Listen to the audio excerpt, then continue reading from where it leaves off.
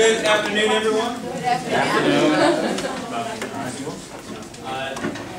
Today I am going to give my last lecture at Fisk, and I've entitled it Simul Justus et Peccator, reflections on being a walking paradox.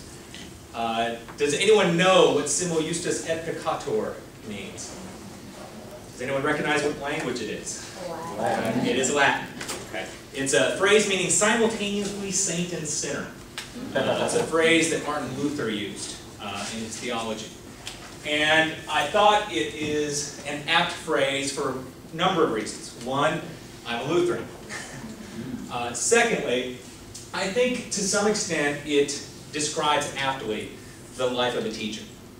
Okay. That a teacher is simultaneously at the same time someone who does great things and at the same time often is a failure. And oftentimes, if you care about the craft of teaching, you find yourself going back and forth between feeling like you know what you're doing and you have no idea what you're doing. And so this is the reflections on being a walking paradox for the past 10 years. As we start, oops, hit the wrong button, of course. Already off to a good start. There we go. Before we start, I just want to give a caveat. Don't expect too much from this talk.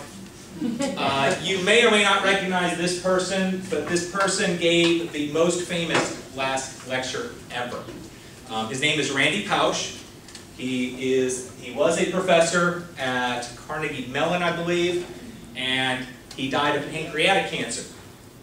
And his last lecture has over 17 million hits on YouTube. So he is probably the most famous last lecturer ever.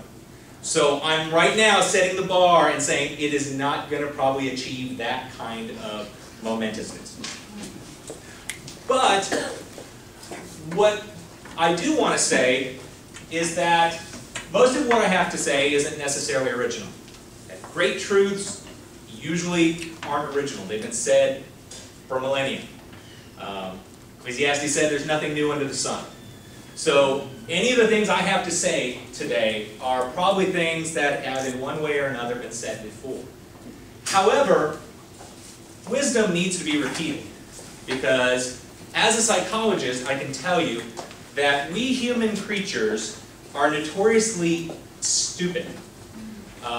We do not take wisdom well. We do not let it seep into us. We do not tend to let it affect us. We tend to be extremely short-sighted and have extreme short memories.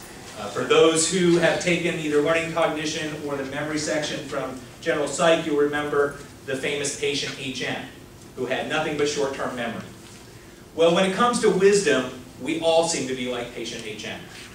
And so it's really important that we constantly be reminded of the wisdoms and truths that are out there, even if they aren't original.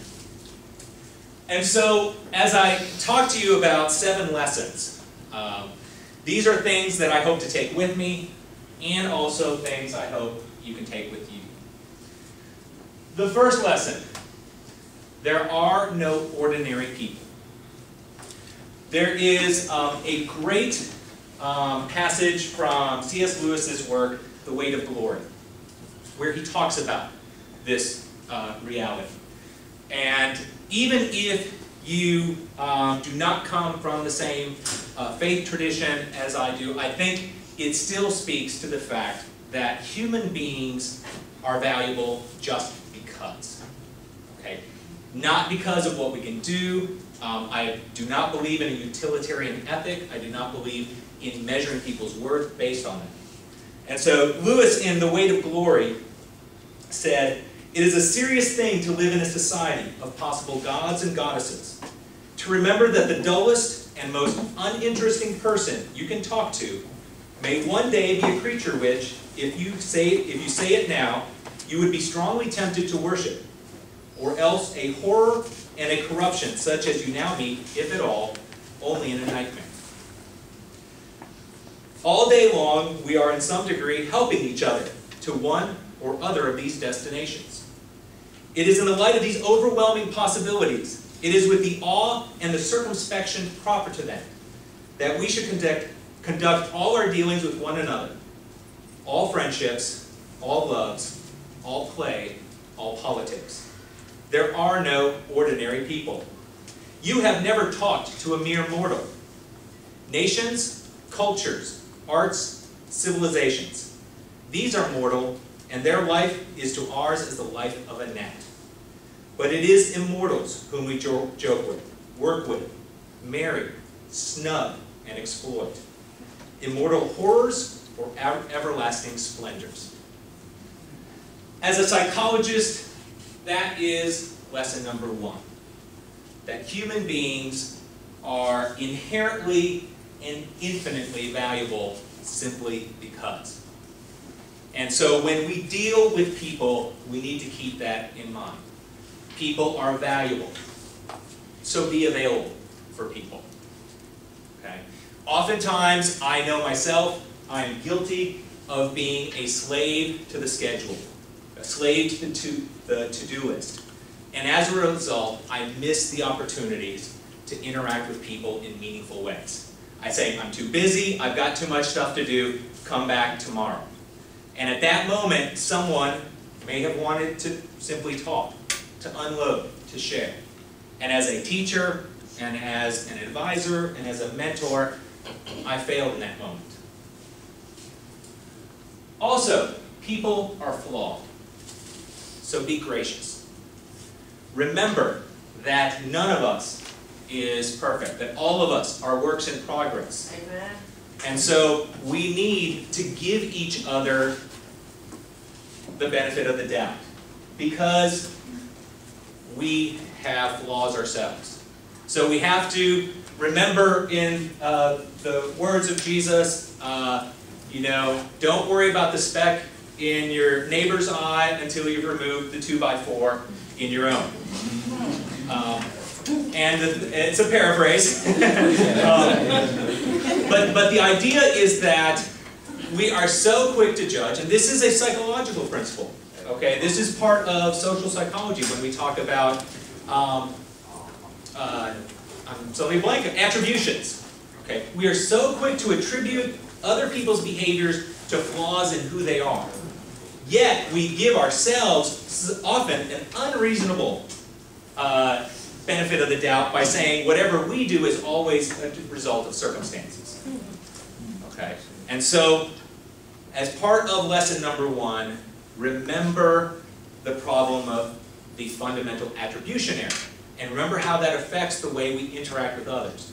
That we are too keen to find faults in others' behavior and not keen enough to realize the shortcomings in our own. And finally, people are troubled, so be empathetic. We don't know everything that's going on in the background of someone's life when we interact with them. And so we need to keep that in mind. Oftentimes, we again judge too quickly with too little information, and we don't necessarily understand what they may be going through. And we miss an opportunity to treat them as the inherently valuable creatures they are. So that's lesson one. There are no ordinary people. I don't care how boring, how irritating someone is, they are not an ordinary person. Lesson two, take risks, especially in relationships. Very little of value comes from playing it safe. Now, I say this as a person who inherently likes safety first. Change causes me real anxiety. This is part of the reason why I was probably in grad school for 9 years, because I was afraid of the change that would come. I have a lot of stories about grad school and why it took 9 years. But definitely one of them is the fact that there were moments when I could have gotten off the path. Now, fortunately, I've been blessed that having stuck with the path, I ended up here at Fisk, having these wonderful 10 years. But there were moments when, if I had been willing to take a risk, I might have ended up a famous chef. I had looked seriously into chef school out in California.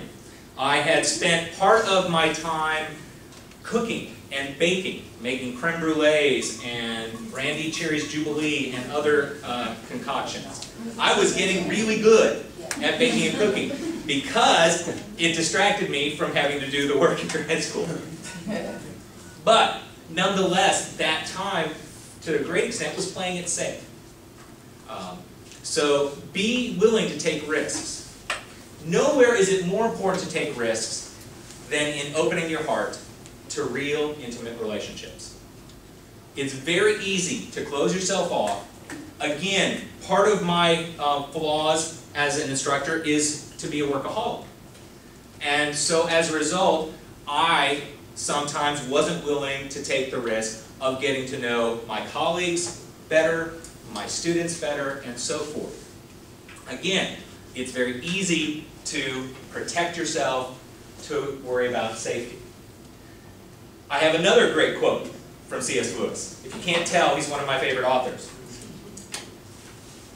He says, "There is no safe investment. To love at all is to be vulnerable. Love anything, and your heart will certainly be wrung and possibly be broken. If you want to make sure of keeping it intact, you must give your heart to no one, not even to an animal. Wrap it carefully around with hobbies and little luxuries. Avoid all entanglements. Lock it up safe in the casket or coffin of your selfishness. But in that casket, safe, dark, motionless, airless, it will change. It will not be broken. It will become unbreakable, impenetrable, irredeemable. The alternative to tragedy, or at least to the risk of tragedy, is damnation. The only place outside heaven where you can be perfectly safe from all the dangers and perturbations of love is hell." That quote has stuck with me since early grad school. I have read and reread The Four Loves, from which that comes, repeatedly to remind myself of lesson number 2. That to risk is part of the healthy human condition. To love is part of the human condition. And when we are afraid of loving, we cheat ourselves of the full human experience, including the fact that sometimes we must experience pain. Pain in and of itself is not necessarily or always a bad thing. You ask someone who suffers from leprosy, pain is a beautiful thing, because people with leprosy do not have pain receptors, which is part of the reason why the disease is so awful, because they cut themselves, they could potentially bleed to death, they end up having rotting limbs because the pain receptors aren't telling them something's wrong. Similarly, pain is often a way of forcing us to reevaluate the path we're taking, whether or not we're making right decisions. And even if we are making right decisions, it reminds us that there is no safe investment, that we must risk to be fully human. And failing is not a problem if you can look yourself in the mirror and say you really tried.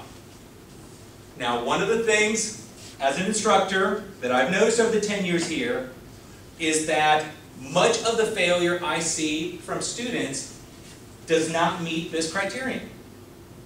That the students who have failed most often didn't really try. And they may not have tried because they were afraid. They were afraid that if they did try and fail, what would that say about them? So instead, they played it safe. They just didn't try.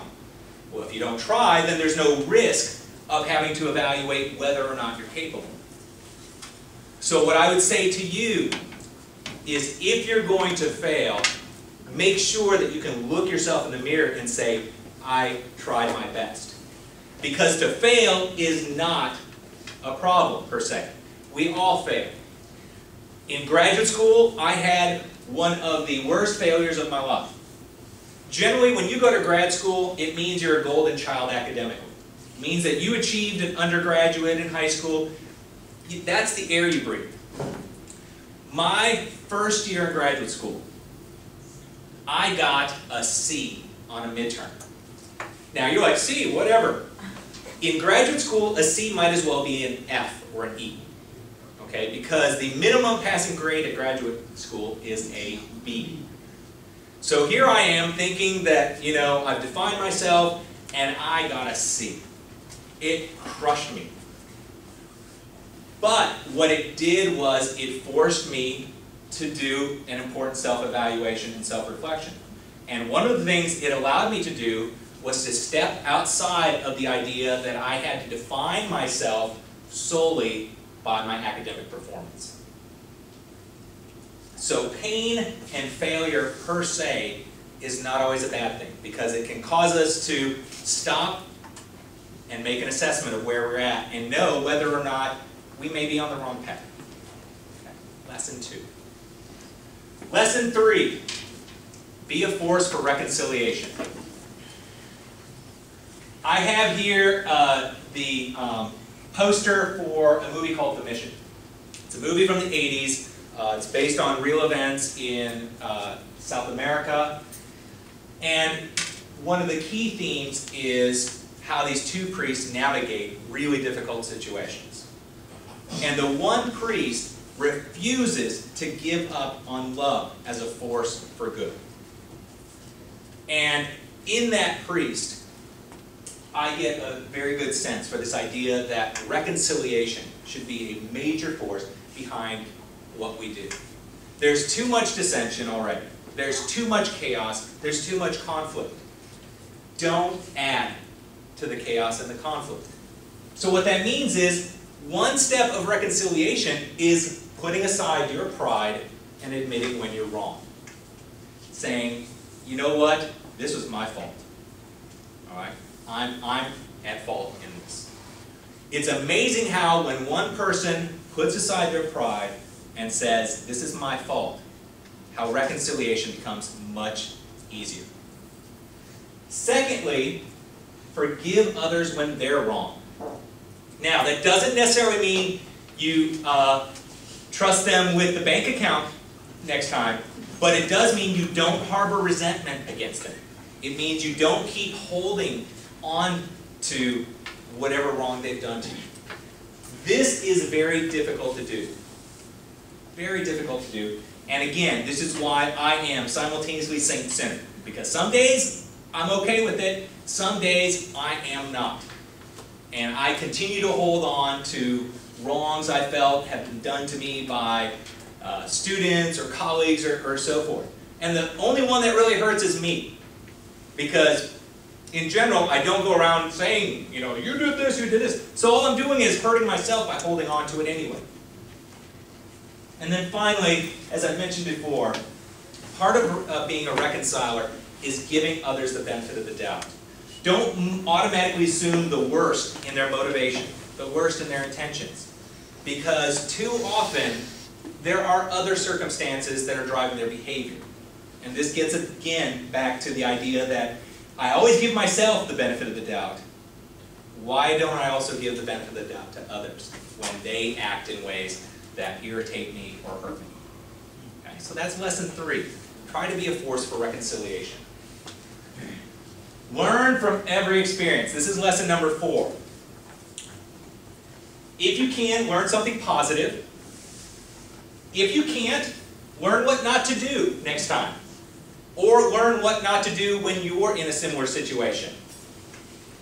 And learn from others' experiences. Don't make all of the mistakes yourself. Okay, you don't live long enough to make them all yourself. So please learn from other people's experiences, the mistakes they make, so you don't follow them into, you know, the pit. A great example is my first year of TAing. I had to TA for a class of 300 students, human sexuality. You're thinking, oh, son, it's all about sex. Well, no. And furthermore, the teacher, who was insane, that's the clinical term for it, decided to assign weekly essays. 300 students, weekly essays. She wasn't going to grade a single one of them. It was up to me and one other TA. So, every week, I had 150 essays waiting to be graded. on top of my own classes and research and all the other responsibilities of graduate school. So I called my dad, and my dad's actually in the back of the room. I called my dad to complain about this, and he told me some wisdom that he had learned from someone else. He said, if you can't learn something positive, learn what not to do when you're in that situation. And so I learned not to abuse my TAs. So if I were ever in the situation where I had someone working with me in a class, I did what I could to make sure that I did not abuse them the way I had been abused. And so sometimes you draw a negative example or lesson from an experience, and you say, you know what, I'm not going to do that. And this is relevant to you because there are times when you're in a class going, man, this professor is terrible, they're boring, and so forth. And then you go into graduate school, you get your PhD, and you perpetuate the very thing that you had complained about when you were an undergraduate. So apparently, you didn't learn this lesson. So just keep that in mind. If you have a problem with something, make sure you learn the lesson and don't do it yourself when it's your turn. Lesson 5, character matters. Handling success and failure is important. Handling success and failure is really important. How you act in one circumstance often leads to the other. So if you handle success poorly, okay, you become arrogant, you do other things, or the way you get to success is through unethical means, you will eventually experience failure. Similarly, how you handle failure may lead to success in the future. Okay? Most of the people who have done incredible things have failed a lot. Okay? Thomas Edison failed, I don't know how many hundreds of times with his inventions. So the character you display in the face of both success and failure matters. Okay? So don't be a success as a moneymaker and a failure as a human being. Because unfortunately, then you can spend a cell with the folks from Enron. Alright? Because they were very successful at moneymakers, but they were failures in terms of treating other people well, showing integrity and character, and so forth. Now, does that mean I belittle the Enron executives as less than human? No. They are still human, and jumping back to lesson 1, they are not ordinary people. But they were flawed. And part of their flaws were a result of not developing the right kind of character. Lesson 6. Use your talents to bring joy to the world. This is one of my favorite books from childhood.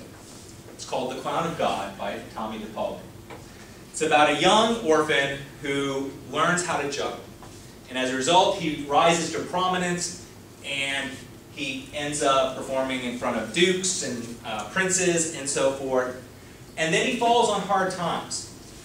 But before he does that, he runs into some Franciscan friars who tell him that his talents at juggling are something that can glorify God. And he goes, it's just juggling. He says, you bring joy to the world, it's a gift like any other. He then falls on hard times, gives up his juggling, and then at the end, as a very old man, he stumbles across a Christmas Mass going on.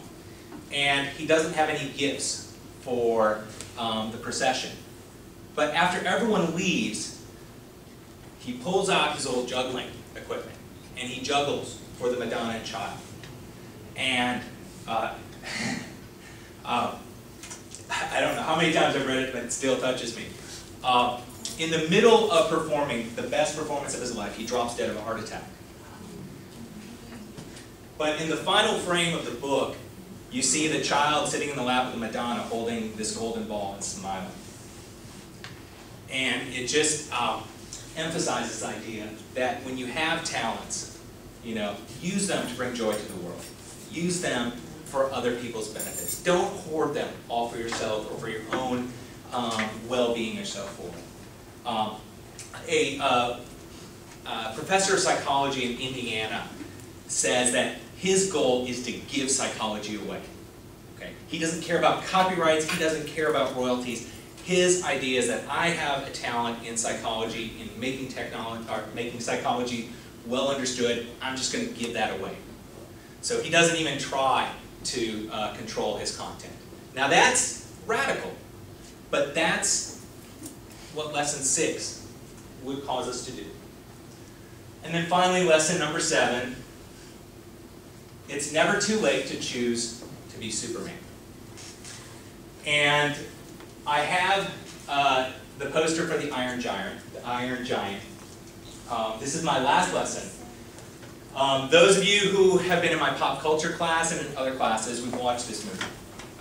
This is another movie that oftentimes I have a hard time not getting choked up at the end.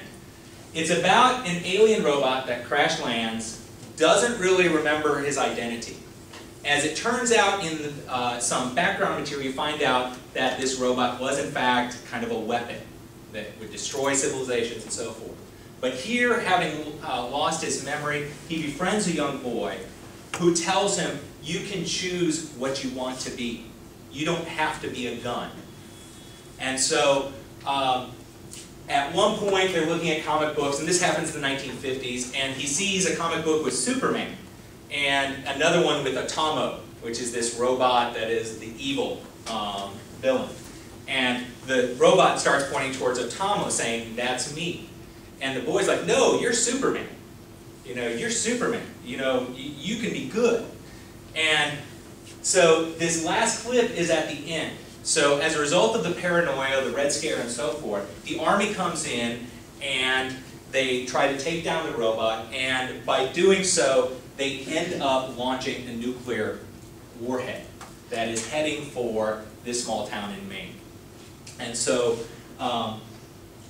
this is kind of the climactic scene, and I think it illustrates the point. Ask me later, thank you.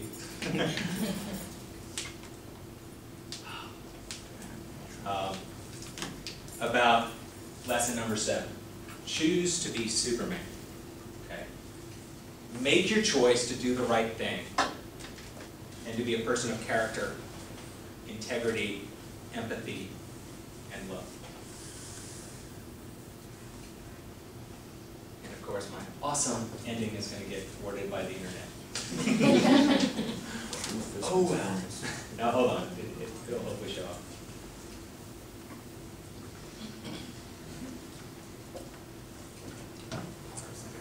The missile, when it comes down, everyone will die. There it is!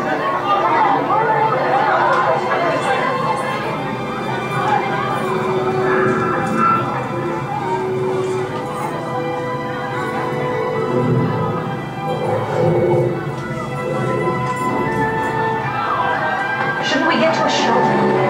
It wouldn't matter.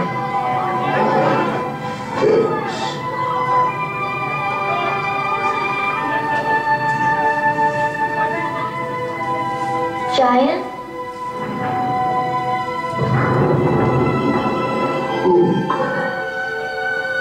You stay. I go.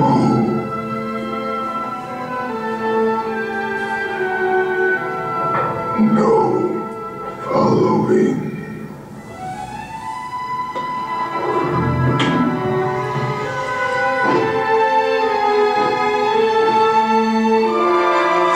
I love you.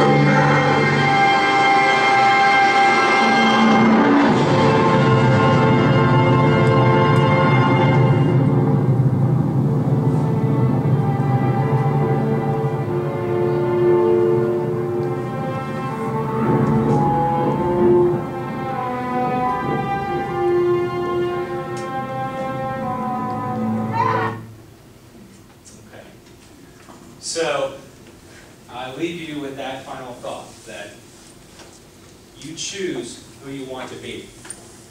And my recommended is that you choose to be Superman or Superwoman. Thank you.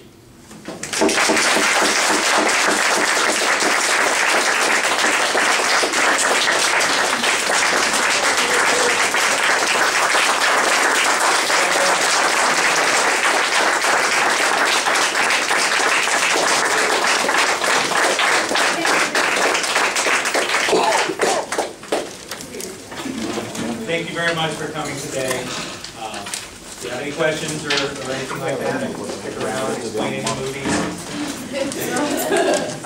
Tell you more about my horrible graduate experience. Scare you off.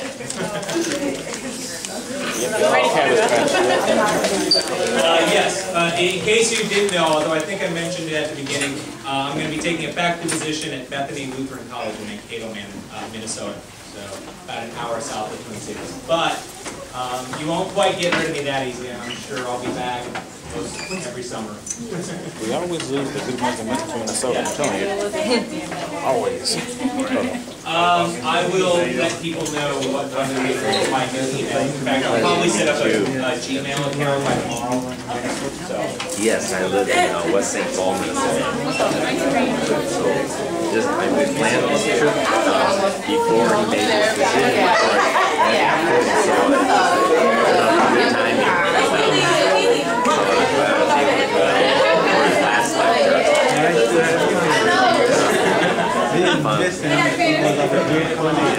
Hey, darling. Yes, ma'am. I've been missing you. He'll stay in touch with me. I'm Richard Stadler. Okay, thank you. Pleasure. Your name is? Oh,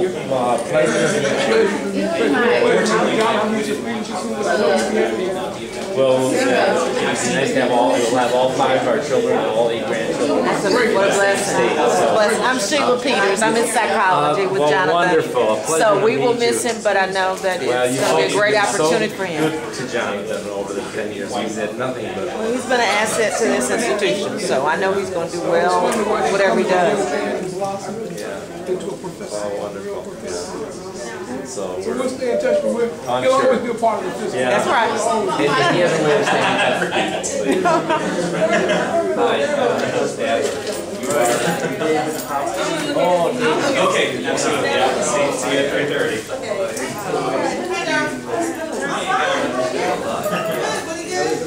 Thank you very much. Take care. Yeah, I'll see you. Thank you. Oh yeah, I forgot to mention this is my lucky time.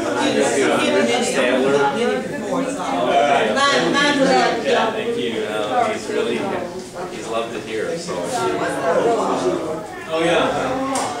Well, we're going to have all 5 of our children and all 8 grandchildren now in the state. In fact, I didn't get to 3. He was the one that was down. That's good. I started my ministry here in Nashville. And he was born. Yeah, and I was actually Hendersonville, and so his first 4 years this one's actually lived right here. Then he went thinking about education. back up to Minnesota as a kid, 5-year-old kid, and when he went to graduate school, he came to Vanderbilt, and he's been here ever since. So. You kind of bring them down, some kind of. Yeah. This is defined very wrong. So Yeah, what I like because about it is that 19 years he's been back in the state. Even if Tennessee, so very he explains this journey. But we've got to go to another meeting. Okay, well, I'm pleasure meeting you. Pleasure meeting you. Sure. Yeah, I'll just be here 3 nights, and then I'm going to go back with the brothers in South Carolina. So yeah, this I was exposed to this in graduate school.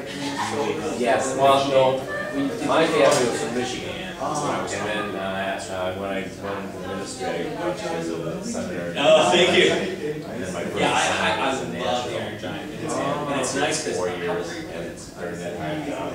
Oh, you like it? Okay, yeah. I mean, it's so undervalued. Not a lot of people know. He's the oldest. It's like, yeah. The most suppliant, the easiest to raise. And they had 2 girls, and they pushed the envelope a little bit more. But they were, Yeah, that's my favorite flavor.